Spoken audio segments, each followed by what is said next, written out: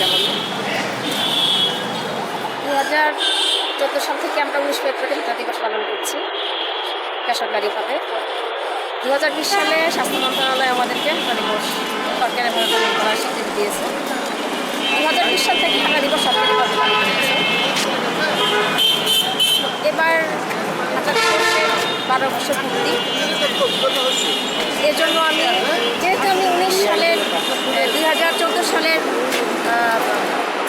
ফেব্রুয়ারি 11 থেকে 19 তারিখ পর্যন্ত গেছি, সেজন্য আমি 11 তারিখ থেকে 18 তারিখ পর্যন্ত পথপ্রাণী সেবা সপ্তাহ করেছি।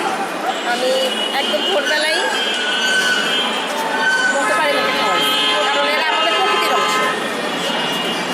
আজকে পথপ্রাণী সেবা সপ্তাহ শেষ দিন। আজকে আমার এর জন্য আসা 19 ফেব্রুয়ারি ভাতা দিবস সেবা পালন করার কথা ছিল সুন্দরবন। গত বছর পালন করেছিলাম আমরা কক্সবাজারে, সহযোগিতা করেছিলাম পুলিশ কক্সবাজার। এবার হচ্ছে না, ভোটের কারণে হচ্ছে না। আর আমাদের ছিল সুন্দরবন, বাগেরহাট পূর্ব বনবিভাগের প্রধানের সাথে ওরা সরকারের মোবাইল নাম্বার পেয়েছি।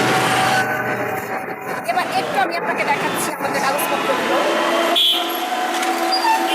2019 সালে স্বাস্থ্য অধিদপ্তরের 19 ফেব্রুয়ারি ভাতা দিবস পালন করার জন্য চিঠি। তারপর 2020 সালে স্বাস্থ্য মন্ত্রণালয়ের চিঠি।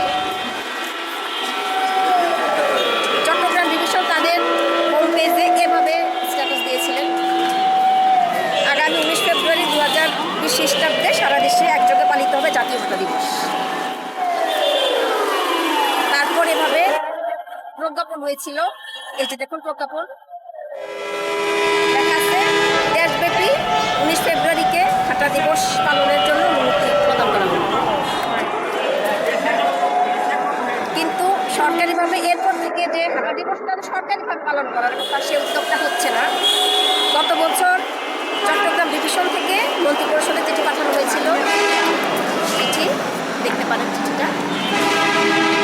মন্ত্রী পরিষদ থেকে আবার স্বাস্থ্য মন্ত্রণালয়ের রিপোর্টের জন্য চিঠি পাঠিয়েছিল।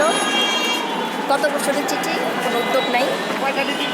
2022 সালে মোবাইল SMS এর মাধ্যমে ভাতা দিবস পালন করার জন্য অনুমতি দেওয়া হয়েছিল। সরকারি চিঠি দেখুন, কিন্তু কোনো অগ্রগতি পাই নাই। এভাবে কি সরকারি দিবস ভাতা দিবস পালনে কিন্তু কোনো টাকা লাগে না, কিন্তু হাঁটলে মানুষ সুস্থ থাকবে। আর এই যে আমি যে হাঁটবো, আমি যে এক কদম হাঁটবো, এটা কিন্তু আমার জন্য বিজয়।